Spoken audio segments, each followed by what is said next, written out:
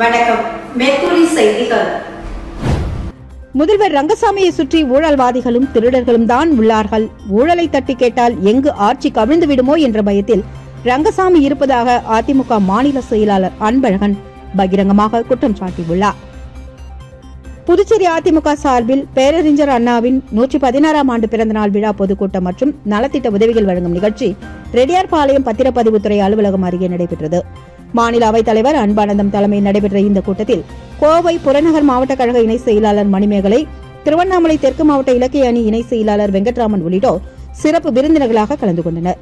கூட்டத்தில் கலந்து கொண்ட ஏழை எளிய பெண்களுக்கு இலவச தையல் மிஷின், இலவச புடவைகள் உட்பட பல்வேறு நலத்திட்ட உதவிகள் வழங்கப்பட்டது.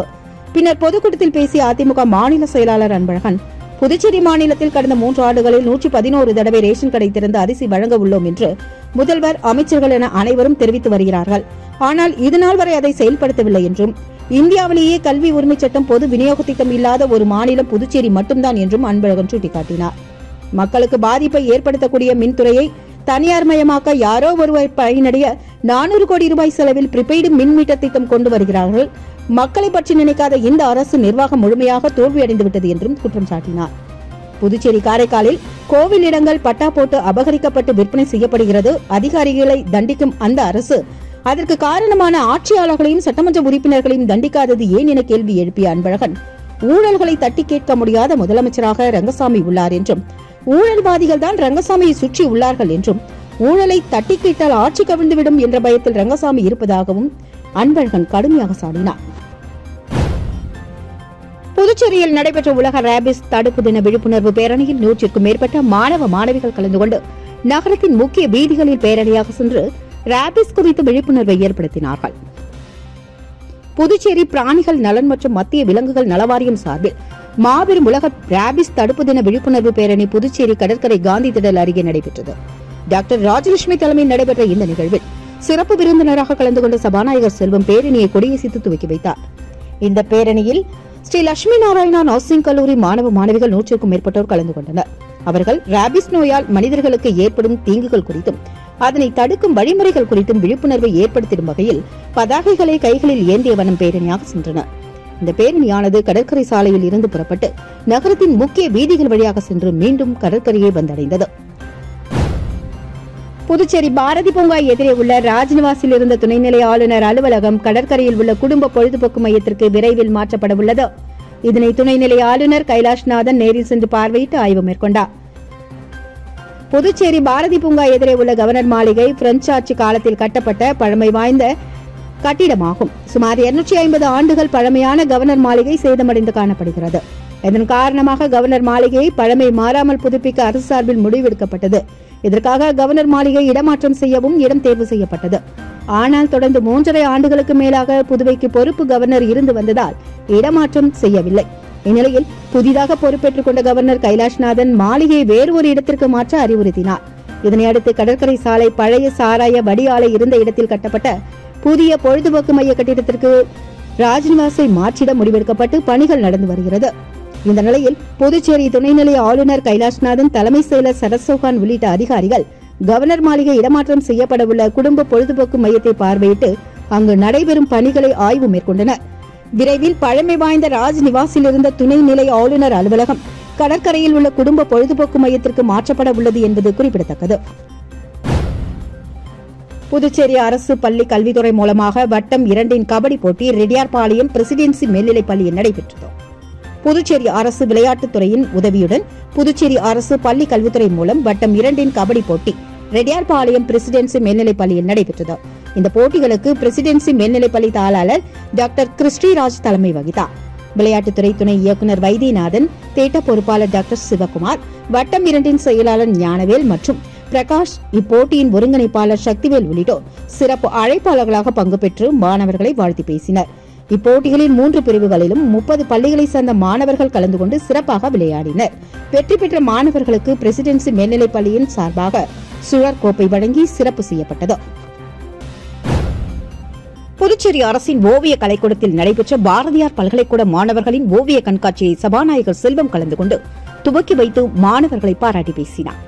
புதுவை முத்தமிழ் சங்கம் மற்றும் பன்னாட்டு கலாச்சார உறவுகள் மற்றும் ஆராய்ச்சிக்கான கவுன்சிலுடன் இணைந்து பாரதியார் பல்கலைக்கூட மாணவர்களின் ஓவிய கண்காட்சியை புதுச்சேரி அரசின் காட்சி கூடத்தில் செப்டம்பர் 28 முதல் அக்டோபர் 10ஆம் தேதி வரை ஏற்பாடுகள் செய்யப்பட்டுள்ளது.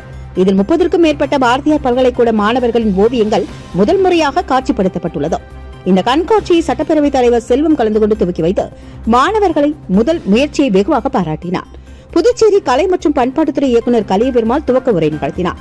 இந்த நிகழ்வில் பாரதியார் பல்கலைக்கூட ஓவியத்துறை தலைவர் பிரபாகரன், ஓவிய ஆசிரியர் சுகுமாரன், ஓவியர்கள் ஆனந்தன், சரவணன் மற்றும் மாணவ மாணவிகள் ஏராளமானோர் பங்கு பெற்றனர். அருள்மிகு அருணகிரிநாதர் திருப்புகழ் மன்றம் சார்பில் 35ஆம் ஆண்டு விழா தமிழ்ச்சங்க வளாகத்தில் நடைபெற்றதில் ஏராளமானோர் கலந்து கொண்டு ரசித்தனர். அருள்மிகு அருணகிரிநாதர் திருப்புகழ் மன்றம் சார்பில் 35ஆம் ஆண்டு விழா புதுச்சேரி தமிழ்ச்சங்க வளாகத்தில் நடைபெற்றது. இதற்கு காலை மங்கள இசையுடன் துவங்கிய விழாவில் தொடர்ந்து திருப்புகழ் கொடியேற்றுதல் மற்றும் திருப்புகழ் தீபம் ஏற்றுதல் உட்பட பல்வேறு நிகழ்வுகள் நடைபெற்றது. இதனை அடுத்து நிகழ்ச்சிக்கு அருள்மிகு அருணகிரிநாத சுவாமிகள் தலைமை தாங்க மருத்துவர் ரத்னவேலு, காமராஜன் உள்ளிட்டோர் வரவேற்புரையாற்றினர். தொடர்ந்து திருக்கைலாய பரம்பரை மயிலம் 20ஆம் பட்டம் ஸ்ரீ சிவஞான பால்ய சுவாமிகள் ஆசிரியரை வழங்க கலைமாமணி கலியபெருமாள் நோக்க உரையாற்ற இந்த நிகழ்வில் புதுச்சேரி தமிழ்ச்சங்க தலைவர் முத்து கோல்டு ஹவுஸ் பழனி அடைக்கலம் அருணகிரிநாத திருப்புகழ் மன்ற தலைவர் ரவிசங்கர் உள்ளிட்டோர் கலந்து கொண்டனர். இவ்விழாவில் அருள்மிகு அருணகிரிநாதர் திருப்புகழ் மன்றத்தை சேர்ந்த நிர்வாகிகள், தமிழ் அறிஞர்கள், புலவர்கள் என திரளானோர் கலந்து கொண்டனர். புதுச்சேரி முத்திரையர் பாளையத்தில் அமைந்துள்ள ஸ்ரீ கோவிந்தராஜ பெருமாள் திருக்கோவிலில் 2வது சனிக்கிழமை ஒட்டி பெருமாளுக்கு சிறப்பு ராஜ அலங்காரம் செய்யப்பட்டது. புரட்டாசி மாதம் பெருமாளுக்கு சிறப்பானது என்றாலும் இதில் வரும் அனைத்து சனிக்கிழமைகளும் மிகவும் அற்புதமானவை என கூறப்படுகிறது. புரட்டாசி மாதம் முழுவதும் விரதம் இருந்து பெருமாளை வழிபட முடியாவிட்டாலும் புரட்டாசியில் வரும் சனிக்கிழமைகளில் மட்டுமாவது விரதம் இருந்து பெருமானை வழிபட வேண்டும். இதனால் புரட்டாசி மாதம் முழுவதும் விரதம் இருந்த பலன் கிடைக்கும் என்பது ஐதீகம்.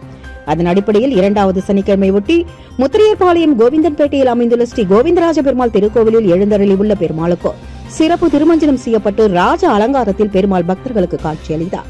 இரவு பெருமாள் திருவிதி உலா நடைபெற்றது. மீண்டும் கோவிலை வந்தடைந்த பெருமாளை பக்தர்கள் வரிசையில் நின்று வழிபட்டு சென்றனர். புதுச்சேரி கேரள சமாஜம் சார்பில் கேரள பாரம்பரியங்களையும் பண்பாட்டையும் பிரதிபலிக்கும் வகையில் நடைபெற்ற கலை நிகழ்ச்சிகளை துணைநிலை ஆளுநர் கைலாஷ்நாதன் கலந்து கொண்டு கண்டு ரசித்தார். புதுச்சேரி கேரள சமாஜம் சார்பில் குடும்ப சௌகிருத மேளா 2024 நிகழ்ச்சி கடலூர் சாலையில் உள்ள சென்ட் ஆண்டனிஸ் மஹாலில் நடைபெற்றது. துணைநிலை ஆளுநர் கைலாஷ்நாதன் சிறப்பு விருந்தினராக இதில் கலந்து கொண்டார். தொடர்ந்த நிகழ்ச்சியில் கேரள பாரம்பரியத்தையும் பண்பாட்டையும் பிரதிபலிக்கும் வகையில் நடைபெற்ற கலை நிகழ்ச்சிகளை துணைநிலை ஆளுநர் கண்டு ரசித்தார். தொடர்ந்து பல்வேறு நபர்களுக்கு சிறப்பு பரிசுகளையும் வழங்கினார். புதுச்சேரி கேரள சமாஜத்தின் தலைவர், செயலர், நிர்வாகிகள் மற்றும் புதுவையில் வாழும் மலையாள சமூகத்தினர் பலர் இதில் கலந்து கொண்டு சிறப்பித்தனர். காரைக்கால் கடற்கரை பகுதியில் உள்ள மின்கம்பத்தில் டெஸ்டரை கொண்டு மின்கசிவு ஏற்படுவதை சுட்டிக்காட்டி வெளியாகியுள்ள வீடியோ அதிர்வலைகளை ஏற்படுத்தியுள்ளது. காரைக்கால் கடற்கரை பகுதியில் உள்ள மின் கம்பங்களுக்கு அண்டர் கிரவுண்ட் கேபிள் மூலமாக மின் இணைப்பு கொடுக்கப்பட்டுள்ளது. இது சரியாக பராமரிக்காத காரணத்தால் அங்குள்ள மின் கம்பங்களில் மின் ஒயர்கள் பாதுகாப்பற்ற முறையில் வெளியில் திரும்படி உள்ளது.